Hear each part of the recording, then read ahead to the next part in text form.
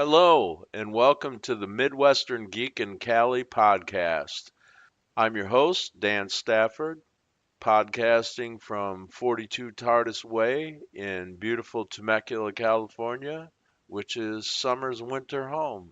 On this podcast, we'll talk about science, technology, science fiction, the paranormal, local entrepreneurship, regional entrepreneurship, occasionally politics, poetry, especially sci fi poetry, and all other things geek. So get ready for the deep stuff because we're about to take a dive into the cosmos.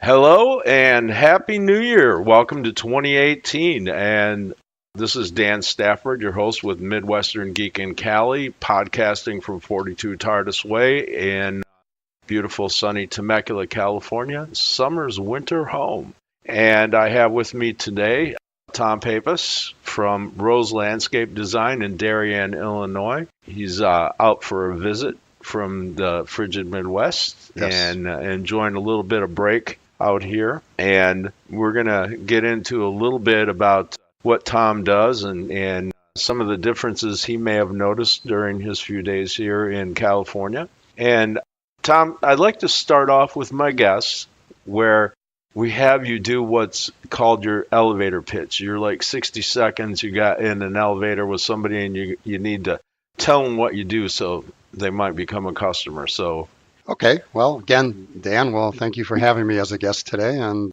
before I even say that, my first observation is your weather.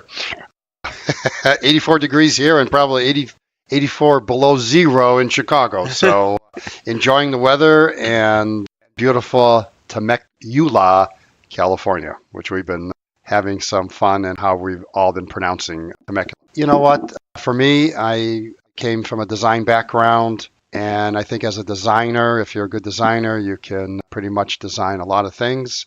I initially gravitated to the architecture, but then I really liked the outdoors, and I liked the nature, and I went into landscape architecture, and I see the vision when I look at an outdoor space to really see what its real potential is. And I think if somebody wanted to, really have a very nice landscape that kind of complements not only their home, but just very visually pleasing, then I would probably be a good candidate for somebody to want to hire, so to speak. okay, that was fun.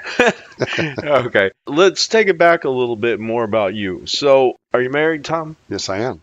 Tell us about your other half. Yeah, well, my wife is Janice, and she's with us on the trip. I have a son, David, who's 25, and he joined us on the trip also. Actually, I think he's 24. And he was here with his girlfriend, Lauren. But we've been married we're going on 31 years. My wife's a CPA. It's a very successful accounting business in Chicago. And we enjoy traveling. And here we are in Temecula, California, visiting great friends, Dan and Sarah. And we've lived in Darien for the past 28 years. Originally came from Indiana. Very nice. And in case you haven't guessed already, I know the answers to a lot of these questions, but I know a lot of you listeners out there won't. So just want to say, I think we've been friends, for you and I have been friends now for, I think, about 7 years. And I think you two have known my wife, Sarah, for something more like 30. Well, I think Janice and Sarah got to know each other probably when the kids were going to college, stepson and her son. So that was probably, maybe 20 years ago, probably, yeah. Yeah. And then we got to know each other, like you said, maybe about 7 years. 7 or 8 years ago, something like that. Yeah, something like that. As soon as we really got to know each other, well, you moved out to California, yeah. There it is. Yeah, you go where the grandkids are and where the weather is. Yeah. Okay. I know you guys have pets, so tell us a little about that. Well, we have cats. We had 4 of them. One just passed away, unfortunately, about 3 or 4 months ago. But we have 3 others. We got all the cats from my son's piano teacher who breeds them, and they're the Bengal cats. And they're all related to each other, and they all have musical names. Our oldest cat who just passed away, that was Rondo Capriccioso, named after a famous musical piece. And then we have Harmony, Boogie, and then there's iPod. And we came here and we feel at home. Dan and Sarah have 5 beautiful cats. Yes, we do. We have Bella, who's 18 years old, Moonlight, who is a little over a year old, and then Corona and Flash Gordon. They are almost twin brothers, not identical twins, but they are definitely from the same litter. Well, And I can't tell them apart. yeah, you can't, I can. And then we have Comet, who is a tuxedo, and he's a little ball of flying fire. Yes, he is. Like his namesake. Yes. So he's quite a fun, not mean, just very, let's say, dominant in Catland and active. I can barely. He's properly named. As soon as I see him, he just flies out of the room like a comet. There you go. So tell us a little bit about mom and dad. What were your folks like?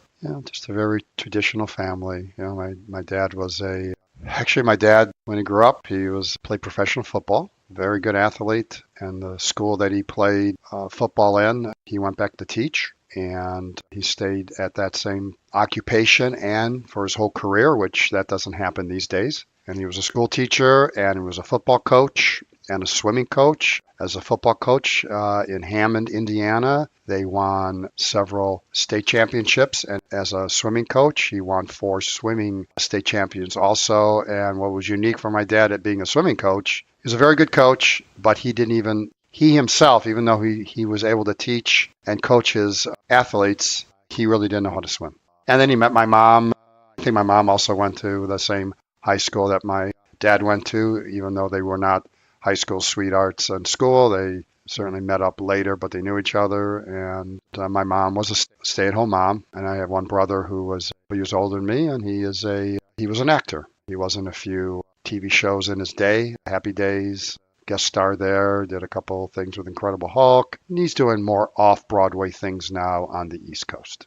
Oh, fun. A Yeah. lot of fun. Okay, so real quick, what team did your dad play for?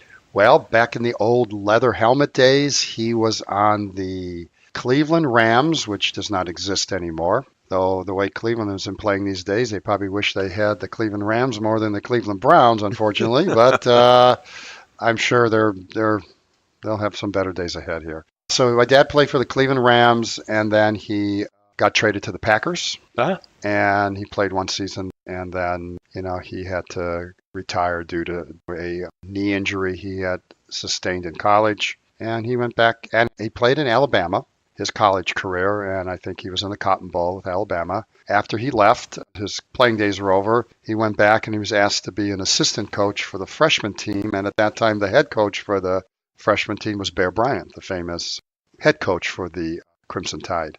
So my dad got to know him a little bit but then my dad came back to Indiana, which was the Hammond area, the region we called it, and he started his career as a teacher and coach. Yeah, gave back to the community. Yes, he did. Everybody knew my dad very well. Nice.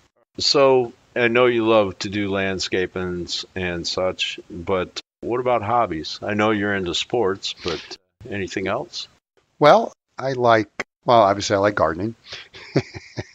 We do like sports. My son played a lot of hockey and whatever, so we did a lot of hockey things together. We like cooking. Both my wife and I do like to cook, and when we get back into Chicago, we're remodeling our kitchen, and we're going to do a lot more cooking than we already have, and so we do enjoy that very much. I like all kinds of design, so no matter what I'm doing, if it's not designing the landscape, I like doing some interior things with my wife, who, even though she's a CPA and very number orientated, she is very well even with design too. So we kind of complement each other that way. She's got a good eye for that, and we kind of do that. We like to travel, and as we get more towards our retirement years, we're looking forward to doing that. And we like going out and just enjoying going out with family and friends. Okay. So a little bit more about you here. I wonder what kind of movies, TV shows, books, magazines, and that kind of thing do you like to watch or read? Well, you know what? I'm old school in my work ethic, and how I design and all that kind of reflects a little old school. So I like the old movies. I like a lot of the black and white. You and I were just talking about some of the old kind of shows that we like watching that we can come back and watch on different stations and stuff. If there's a remake of a movie, we like watching the original first because it always seems to be better. And you're more interested and you're more taken in by a movie, by its content, and all of the special effects that seem to take center stage now in all of the movies that we see. So we both enjoy watching. It doesn't really matter what the genre is, more of what the movie has to say and stuff like that. But yeah, we like some of the older stuff better. So, Yeah. and I think a lot of the older actors were set the stage for what the new ones have today, you know. Yeah. Oh, yeah, And that definitely. happened certainly with my father as an athlete. All of them set the stage for what the athletes today have, you know, because they certainly get paid a lot more money than what Those my folks my did back dad did then. for what he got paid for back in the late 30s, you Yeah. know, Oh, I bet. or early 40s when he Wow. played. Yeah, I So, don't even want to know what salaries were like back then. It would scare me too much. Okay, so let's get into work a little bit. sure. Okay, so in general, you do landscape architecture, which and design, which is a little bit different than just plain old landscaping. Yes. So differentiate for Sure. the uninitiated a little bit. Sure. Well, I got into this industry as a designer, and so my educational background is in landscape architecture. My degree is from Purdue University. I graduated in 79, and so I really got into this particular field based on being design. But I really felt like I just didn't want to design something and then hand it over to somebody else and then they're implementing it. So as I started my business, I actually, when I graduated from college, the economy was really bad.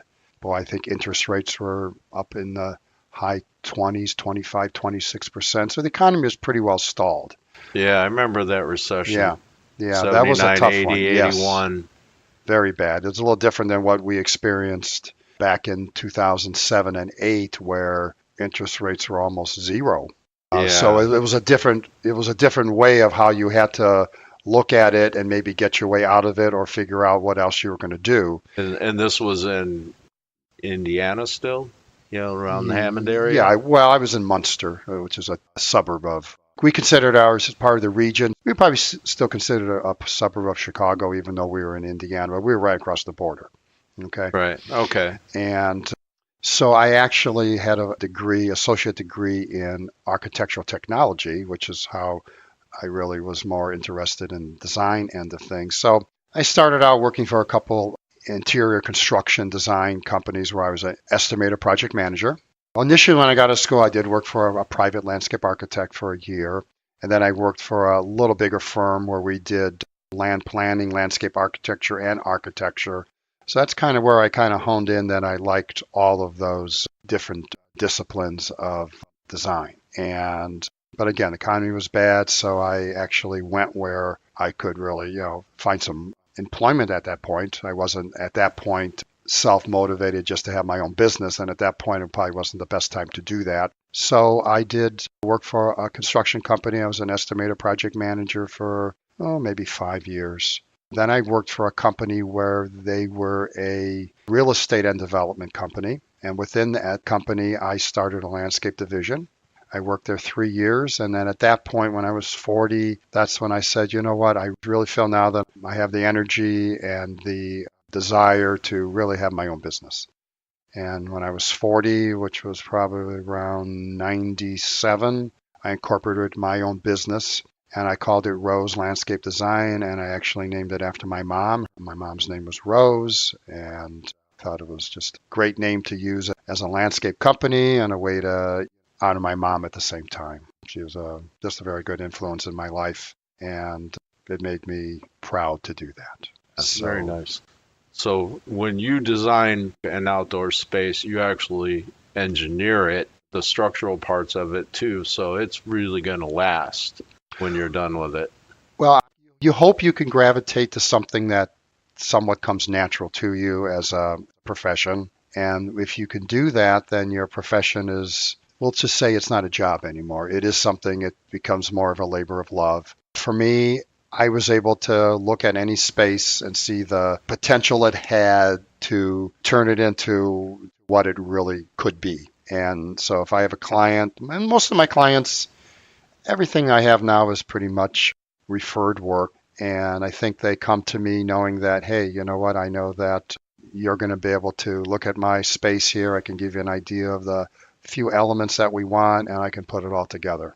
And that's kind of what I do, and it's really kind of fun. It's kind of like putting a puzzle together. And really, the more challenging the project is, the more I like. My clientele it's a nice clientele, but I don't have the Rockefellers of the world as my clients. I have ones that just really want to have a very nice outdoor living space as a backyard, or maybe we're going to transform their front yard for more curb appeal. And we're designing with all the elements today that we can. I'm one of Unilock's authorized contractors, so we do use some Unilock products when I'm looking at man-made products, but I do a lot of natural stone also. But we're designing for patios and seat walls, fire pit areas.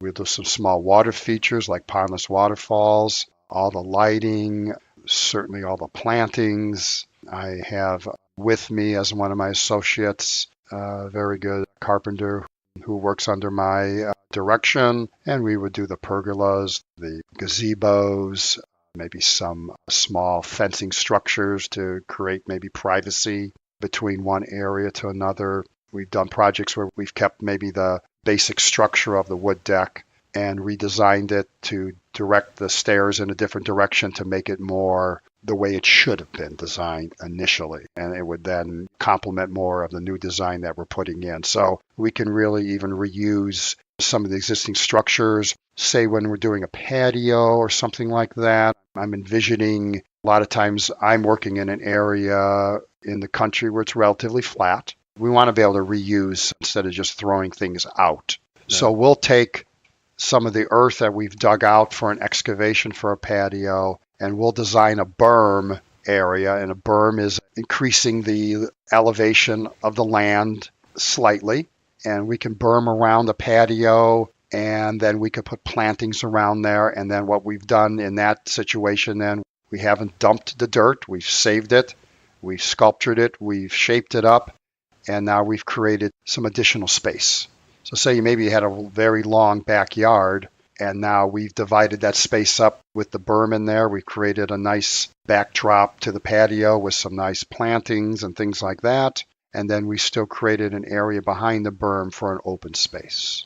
So those are the kind of things I look at in every project that we try to do to try to maximize everything that's we could still use existing.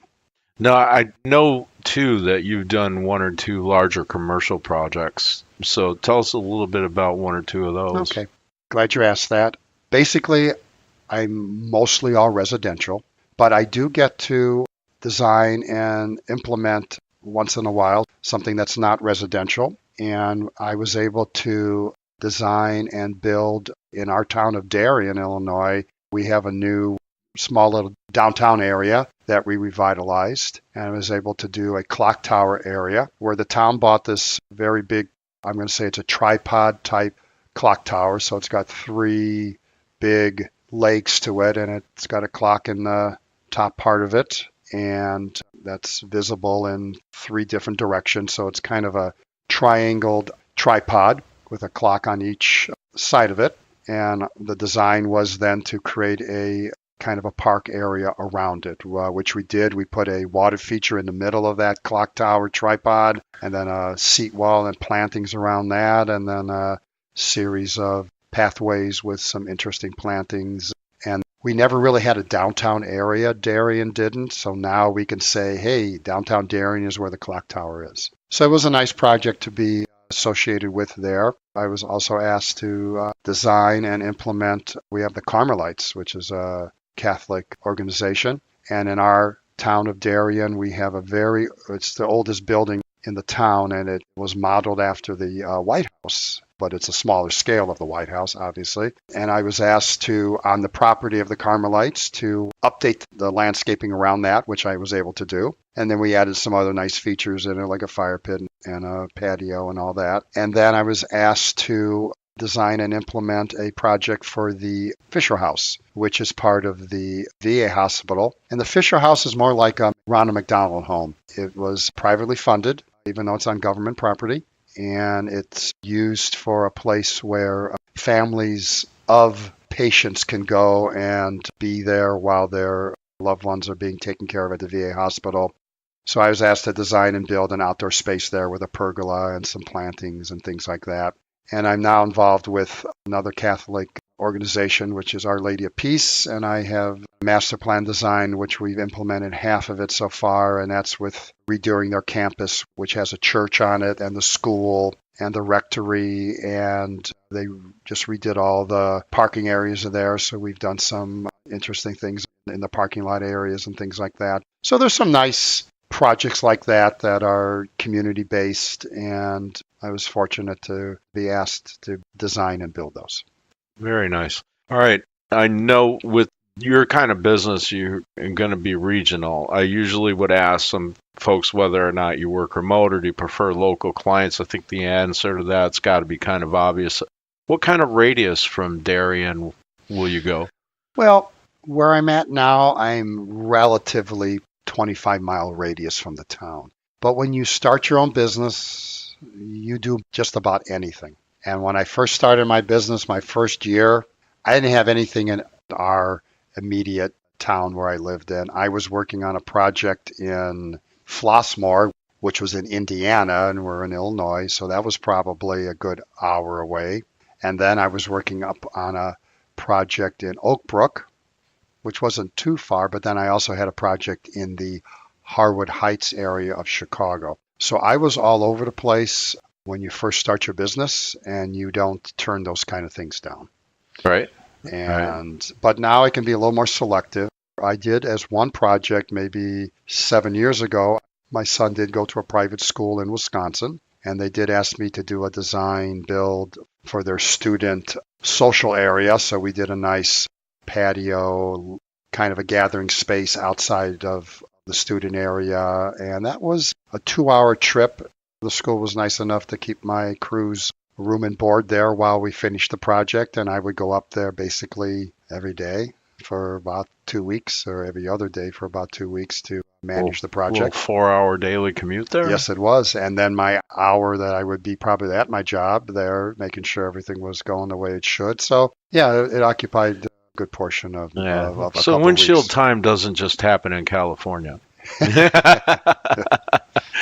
Yeah, that Chicago commute can be rough. I myself worked in downtown Chicago for 19 years or so, and did a lot of hour and a half one-way commutes in and out of the city from the outer burbs. Yeah, we just finished. Just speaking of that, though, I had a client who I got to know as a developer, and we just finished a project in Chicago. It was on Belmont. Asked me to do a design. I was competing against some other designs for a renovated apartment building, which had a limited area for landscaping, but we had to make it look really special and fit the decor. So I did a design for that, and that was one of the last projects that we implemented this past season before the winter set in and our season came to an end.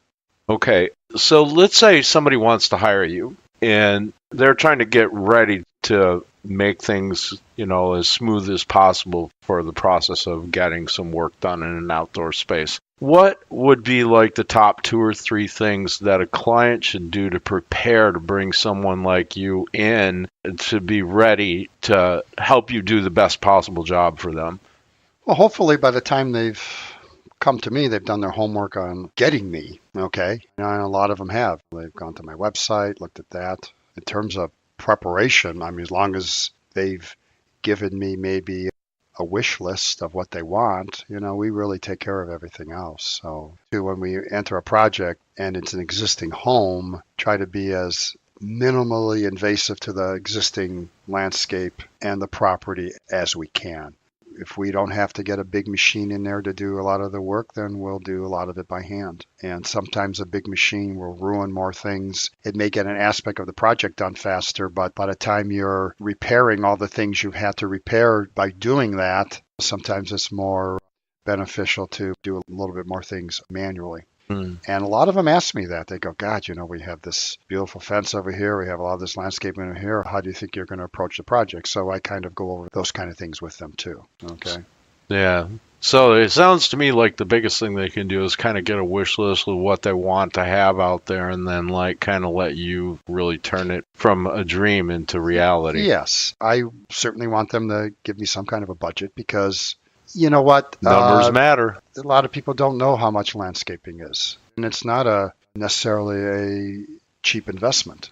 I think done right with a right design, and, the proper things, it's a very good investment. I always tell my clients, landscaping could be whatever you want it to be. It could be one tree if you want it. If somebody thinks, oh, I put a tree in, I got done landscaping, fine. Or you can do all things. I'm not like if you call, you need your roof repaired, okay? You can't do half a roof, No, but you could okay? do half a yard. You could do whatever you want that way. And typically, shingles are about the same cost. So there, you're going to be pretty much within a ballpark, you would think, if you got three contractors out to give you a price. In our business, boy, you could ask three different people to give you something, and they're going to be all over the place. What I try to tell some clients is maybe you want to do a design first, interview some designers or landscape architects, and see if they're on the same page with you on how you would envision your landscape to be. Hire them to do the design, and then from that point, you would have a plan that now you would be comparing a little more apples to apples as to what the cost would be. If you had three people and this guy is, he's like 10,000 less than this person. Well, you may be getting $15,000 less of plant material of whole project. You just don't know. Okay. Mm-hmm. And I could tell you if somebody gave me a budget of 15,000 and you had other 15 and all you did was spend 15, then what comes into play after that is what you could do with that money and make the most aesthetically pleasing, nicest looking landscape that you could. And then you could really see what a difference a design makes. It might not have anything to do with a dollar amount because you could get a square patio with plant material that looks out of shape and out of style and out of scale. You could do a nice curvilinear patio with, like I said, we would take maybe some of the dirt that's in there and berm it around and do that, and you create some nice space, and it could be for the same price. See, Okay. and there you go, folks. Now, this is what I was trying to get after a little while ago when I was talking about the difference between designed and engineered versus just an ordinary everyday landscaper. This is the difference between doing a well-designed project and doing a drop and plop. Mm-hmm. Is what I would call it in that case. There's a Now, lot and of, I'm not a landscaper. I don't do that stuff. I did some tree and lawn service type stuff in my teens and early 20s, but that's about it. So I would definitely defer to Tom in a situation like this. But I want to get at the difference between somebody who's got a little bit of art and craft to it to someone who's just out there slapping things together. So I want people to realize that this is what we're talking about here too. And when I said I was old school, there's a lot of computer programs you can go now, and you could have three people work on the same computer program and your drawing has the same graphics. I still hand draw all my work. I still look at the landscape as an art. I don't look at it as a cookie cutter type of profession. And everybody's home and everybody's property is different. And I look at it that way. A lot of my clients have become, they're friends of mine. We have a very nice relationship. My best advertising is having a happy client at the end of the project. And I always tell my client, I design and work on your project and your yard like it's mine. And they don't have to give me a punch list item because I supervise my crews every day. I'm the only designer that I have in my business. It's just me because that's what I like doing. My guys have been with me probably since I've started my business. And that's kind of how I've approached my business. And that's kind of the old school part of me. Right. So I want to get in a little bit here. Like, what would be one of the biggest challenges to doing what you do? The fun part for you is obviously the design work and really getting a well-crafted project done that looks beautiful and makes efficient use of the available materials and new materials. But what's the hard part of the job? Well, one of the obvious things in my area, it's seasonal. So weather is a tough concern. Yeah, especially right now. Well, yeah. Yeah. Well, right now there's no season, so we pretty much work from mid-March to mid-December. So we're getting 9 months in. I don't do any maintenance, so I'm not a company that doesn't do snow plowing or we don't mow lawns. So one of the challenges is certainly being very busy from March to December to maximize. The uptime, the time that the weather's Well, cooperating. and Yeah. and then you're trying to get, 12 months out of income for 9 months worth of work. So you Yeah. really have to, there's no really days off once my season starts. People ask what I do in the off season. Well, obviously I'm on a little vacation right now, but once I get back in my office, I've got 4 or 5 nice design projects that I'm either finalizing or they're ready to go for next year. And next year would be mid-March. So when we're ready to jump out of the block here, hopefully I'd have backlog for 3 months or so. So when you talked a minute ago about not really doing the maintenance end of things, do you have like a kind of maintenance guideline for your project, like what should be done that you Yes. kind of leave the Well, customer with? Well, this is what I do with that.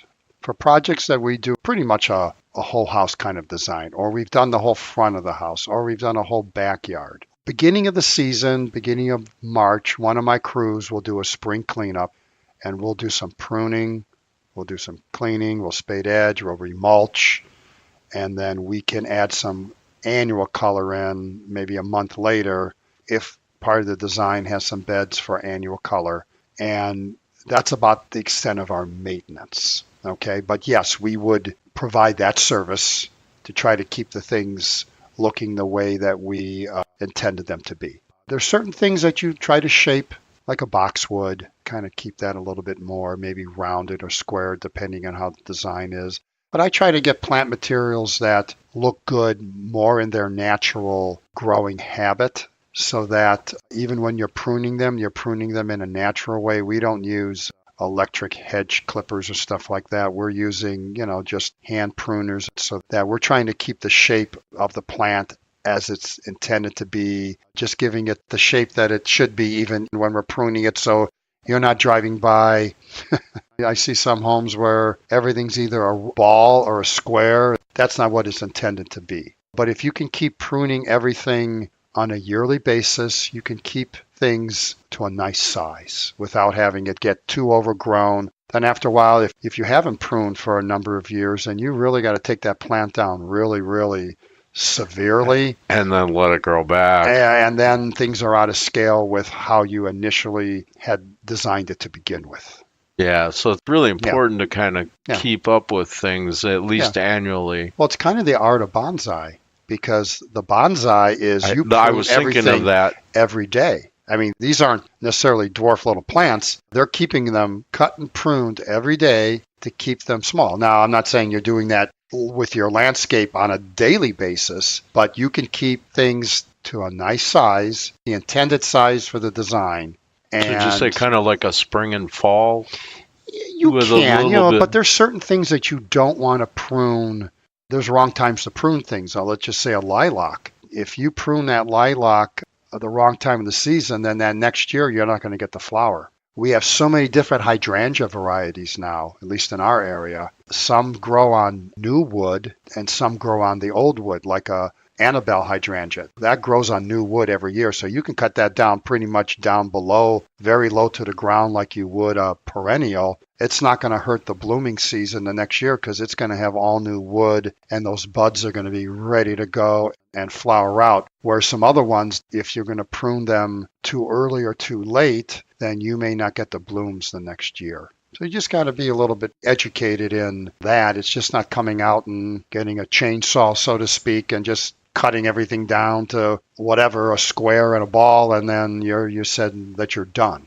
Okay. Yeah. So it's having an idea of how to go about it is pretty important then. Correct. But when I design, and any good design is going to have different textures contrasting each other, different colors and contrasting each other. I'll tell a client you can take a look at a color spectrum and they'll say, I love the color purple. Okay. You go, I want nothing but purples. Well, that's good. But if you really want that purple to stand out, then put it up against a yellow. And that background of that yellow is going to make that purple look pop much more than it's next to a dark blue My or another purple. my high school colors were purple and gold. Yeah. Yeah. And those colors Yeah, I look get nice it. together. Yeah, they Okay. do. So color, the landscape is interesting because it's always changing. As you design, you've got to look at a lot of different aspects in a good design. You're looking at what things are going to look like 20 years down the road or 10. And there's some things, obviously, perennials you might change out after several years, just depending on what it is. But you'll have some keystone plants in a landscape, a shade tree, an ornamental tree, a Japanese maple. Those could be there for the life of your landscape. And then other things will evolve depending on even disease or something. You want to add something else in there. You will change some perennials around over time and things like that. But some of those things would be staples from day one after the design is done. Okay. All right, cool. So let's take it in a slightly different direction here. And tell me, if you could do your dream job, what would be your dream landscape project? The thing that you would feel like it was the feather in your landscape and cap, if you could do it. Well, what would it be? We're always restricted by a budget. Okay. Mm-hmm. And I think if I had a property and I actually really like existing homes over just brand new because there's challenges in that. But I just think if somebody said, hey, I love your work, I need this and that, whatever, and just they gave me, though a lot of my clients give me poetic license to do things, but if we had poetic license without a budget so much, and again, I wouldn't do anything crazy or unnecessary, but it'd be nice to be able to just, really do what I totally could do in a landscape. And it'd be nice if that landscape had a backdrop of water or mountains, things that we don't have in our area that you have here. Okay. Yeah. Natural. Well, you got water. Natural. Well, yeah, but not. Right. I don't have an ocean. I am close to Lake Michigan. Lake Michigan. But that's true. But if you're standing next to Lake Michigan now, but for the folks that are in California and not the Midwest, a lot of you folks out here don't get how damn big those Great Lakes are. When you're standing on the shoreline of Lake Michigan, you can't see the other side. That's okay, true. It might as well be an ocean because you could be looking at the Pacific for all you know, except for where you're at. And there's no salt, so also no sharks. But unfortunately, but not everything in the Midwest is on the Great Lakes either. But you have a lot of little lakes and stuff too. Yeah, there's some of that, but then you're pretty much got a lot of flat land with that. Yeah. Here you've got a backdrop of what's more beautiful than a mountain backdrop. All right. Yeah. And I have to say, I love the Southwest landscape and I love the Southwest architecture. It's very nice. It's very pleasing, very clean. I like the natural colors of it. So I find very, very pleasing. Yeah. Yeah, I do too. That's one of the things I've really enjoyed since being here. And being from the Midwest, I'm not that familiar with all the plant species and varieties here, but my eye sees what I would think would look good together, and it's still design. Yeah. So if you have a basic good eye for design, all those other things are just some different things to design with. You can still have fun doing it. Okay. So you have any, without naming any names to protect the guilty or innocent or whatever, do you have any favorite customer stories or funny stuff that's happened at work, a little humor in the workplace or anything or comes to mind? I always want my crew to have a good, I don't want them to just feel like it's work, and nothing, I mean, I buy the crews pizzas now and then, we do that, and you know what, it's more of just, my clients have been very thankful of the work that we do, and they've done nice things for my workers, done some nice things for me too, outside of paying me. Hey, inspiring stories are good too. We like that. Give you a present at the end of the year, or a bottle of wine, or a gift card to something, and this and that. A lot of them will say, I love the design when you drew it, but the final finished project looked better than they even thought it was going to be, and they thought it was going to be nice just because how the design was drawn. When I'm at a job site, I go there and I'll put something down, like my keys or sunglasses, and I'm talking with my crew. I'm always leaving something at a job site or something like that because I'm focused. Once I get to the job site, then my eye is just looking at how the project is coming along and all of that. And I had one time where we use a compactor when we're compacting the gravel for our base for the patios and things like that. and I'm so focused on my job. This is a big pride because it's as big as a lawnmower. And so I didn't even know what I was putting my shoe on, and I'm resting it. I'm looking around, and I go, where's the compactor? And they go, well, Tom, you're basically standing on it, and your foot's on it, And that's how focused I get. It could be as big as a house, and I'm going, where is it? I would say probably once every 3 weeks or something, my guys will come back. I'll walk in the job site, I've got my briefcase or my folder for the job or this and that, and they'll have to come back to my car and say, hey, you left this here and that here, whatever, because I focus too much on once I'm there. I'm not thinking about anything else. No, now you're trying to keep the bass section from messing up the strings. So it was those kind of things. Yeah. But, I did have one. Well, it's funny, but this is early in my career where we did a house. And again, being real focused on what I'm doing, this house just got done. Actually, we finished sodding it, and I'm walking around. It's at the end of the project. And it was a new house, and he did not have the window well grates over the window wells yet. Oh. So I'm walking around, and I'm only looking at what we did, and I'm stepping back, and I stepped back, and I fell into a window well on the south side of this house. Now, this window well was deep enough that it was probably, I'm 6 foot, so it was at least 6 foot deep. So I fell in it. Luckily, I fell straight down, but I hit my knee, my shin, this and that, all the way down. And I go, oh, so I'm reaching up to the top, and my crew sees me. God, Tom, you okay? I go, yeah, I'm just banged up. So they're all concerned about me. Well, I hadn't walked around the rest of the house yet. So I walked around to the north side of the house, and I'm stepping back, I'm looking, and I fell into the window well of the other side of the house. Another 6 foot that I hit almost every spot that I hit the first time. Now, this time, my crew was not concerned about that. They were laughing so hard and rolling on the lawn that I had to pull myself out of that window well myself in pain, and all they could do was laugh at me and how dumb somebody could be to do that. Yes. So homeowners and those out there who have, I don't know if you're hearing this right now, I'm hearing window well covers are a really good idea for your liability insurance, my friends. I'm just saying. Oh, wow. Man, I'm sorry that happened to you. But it's happened a long time ago, and I've since healed. Yeah, the good news. My pride is still bruised, though. But yeah. But I've healed physically. Things happen. Yes, they do. They do. All right. Hey, Tom, if someone wanted to hire you, how would they get a hold of you? Phone number, website, email. What do you prefer, and what are they? Well, I would think somebody would want to look at my work first, so they'd probably just want to look at a website, which would be roselandscapedesign.com. Perfect. And through the website, you can see the kind of work I do, and there's a contact page if anybody wanted to discuss anything with me further.